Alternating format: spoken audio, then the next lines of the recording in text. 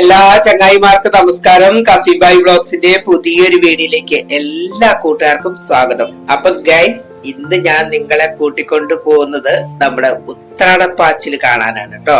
നമ്മുടെ കണ്ണൂരിലെ സ്റ്റേഡിയം കോർണറിൽ ഉണ്ടായിരുന്ന ഉത്രാടപ്പാച്ചിലാണ്. നിങ്ങളുടെ നാട്ടിലും ഉണ്ടായിട്ടുണ്ടാവും ഉത്രാടപ്പാച്ചില്. എന്തായാലും നിങ്ങളെല്ലാം ഒന്ന് കണ്ടു നോക്കൂ. വേറെ ലെവലാണ് മക്കളെ.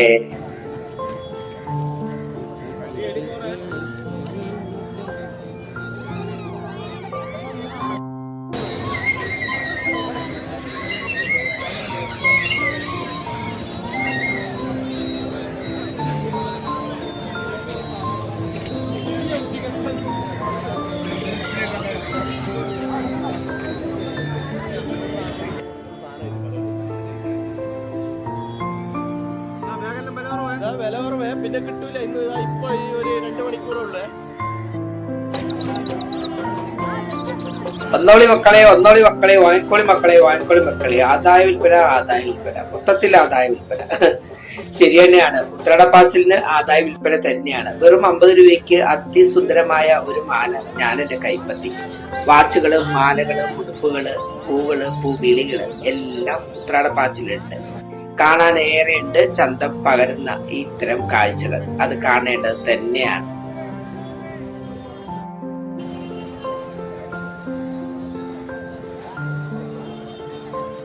പോയ വർഷത്തിലേക്കാർ ഏറെ തിരക്കുകൾ ഉണ്ടെന്നാണ് മൊത്തത്തിൽ നാട്ടുകാരുടെ അഭിപ്രായം. കൊറോണകൾ കഴിഞ്ഞു, എല്ലാ മാറാവ്യാധികളും മാറി നിന്ന് മനുഷ്യൻ സ്വയം മറന്ന് ആസ്വദിക്കുന്ന സമയത്ത് പിന്നെ ഇത്തരം കാഴ്ചകൾ മിസ്സാക്കാൻ പറ്റുമോ?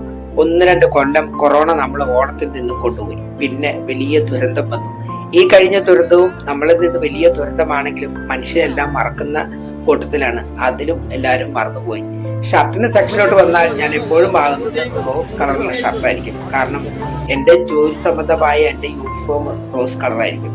പക്ഷെ ഇപ്രാവശ്യം വാങ്ങിയത് ഗോൾഡ് നിറത്തിലൊരു ഉടുപ്പായി പോയി. പിന്നീട് വന്നത് ഒറ്റക്കാലിൽ തപസ് ചെയ്യുന്ന ഒരു ഹിന്ദിക്കാരന്റെ കച്ചവടത്തിലേക്കാണ്. പറഞ്ഞു വേറെ ഒന്നല്ല, ഒരു കമ്പയില് നിറയെ കച്ചവട സാധനങ്ങളുമായിട്ട് ഒരു ഭയ്യ അവിടെ നിൽപ്പുണ്ടായിരുന്നു. അവന്റെ പുഞ്ചിരിയും അവന്റെ കുസൃതികൾക്കിടയിൽ അവന്റെ അടുത്ത് ഒരുപാട് കച്ചവട സാധനങ്ങൾ, കുഞ്ഞ് ചെണ്ട, പീപ്പി എല്ലാം അവന്റെ കയ്യിലുണ്ട്. ഞാൻ വാങ്ങിയത് ഒരു കുഞ്ഞ് തത്തമ്മയായിരുന്നു. സൗണ്ട്. അവനെ നോക്കി അവന്റെ വീഡിയോ എടുത്തപ്പോൾ അവൻ നാണം കൊണ്ട് മുഖം മറച്ചു. പച്ചയും ചുവപ്പും മഞ്ഞയും കറുപ്പും നീലയും വെള്ളയുമായിട്ട് ഒരു നിരന്തരമാക്കിയ വാച്ച്. ആ കൂട്ടത്തിലും ഒരു കുഞ്ഞു വാച്ച് നമുക്ക് വേണ്ടി അതും കൈക്കലാക്കി. ചെണ്ടക്കാരൻ ചെണ്ട കുട്ടി, പോലീസുകാരൻ കണ്ണുകെട്ടി. ഇതെല്ലാം അവിടെ കാണാൻ പറ്റിയ കാഴ്ചകൾ തന്നെയായിരുന്നു.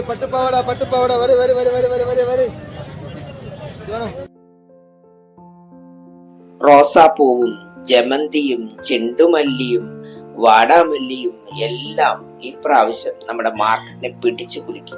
അന്യ സംസ്ഥാനങ്ങളിൽ നിന്ന് വരുന്ന പൂക്കൾക്ക് ഡിമാൻഡ് എന്നും ഇന്നും ഏറെ തന്നെയാണ്.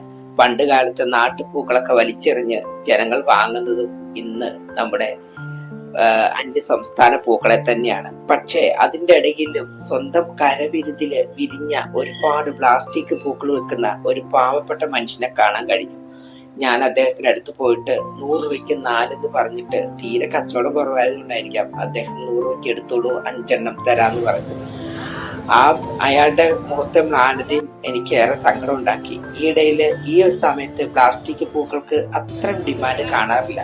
എല്ലാവരും ചെണ്ടുമല്ലിയുടെയും വാടാമല്ലിയുടെയും പുറകെ പോകുമ്പോൾ ഇത്തരം കച്ചവടക്കാരെ പറ്റി നമ്മള് കാണാതെ പോകാതിരിക്കാൻ പറ്റില്ല. കാരണം ചെണ്ടുമല്ലിയും വാടാമല്ലിയും 2 ദിവസം വാടി പോകുമെങ്കിലും വർഷങ്ങളോടെ കേട് കൂടാതെ നിൽക്കുന്ന ഇത്തരം പൂക്കളും നമ്മളെ ശ്രദ്ധയിൽപ്പെടുന്നു.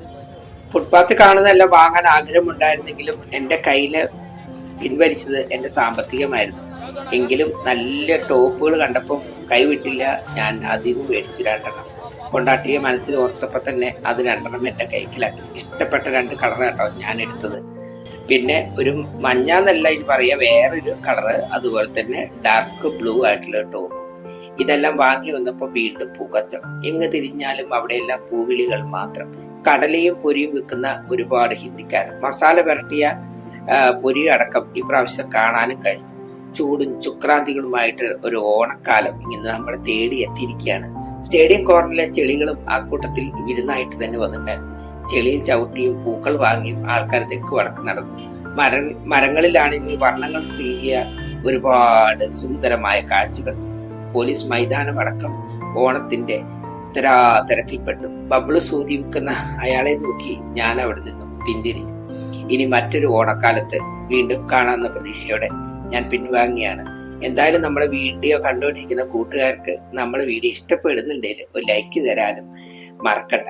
മറ്റൊരു വീഡിയോയുമായിട്ടും പുതിയ വിശേഷമായിട്ട് കാസിം ഭായി വീണ്ടും വരും. ഒരു ഓണം കഴിഞ്ഞാൽ ഇതാണ് നമ്മുടെ നാട്ടിലെ അവസ്ഥ. വലിച്ചെറിയപ്പെടുന്ന ഓണപ്പൂക്കളും നമ്മുടെ കണ്ണീരിൽ ആഴ്ത്തിക്കളയും.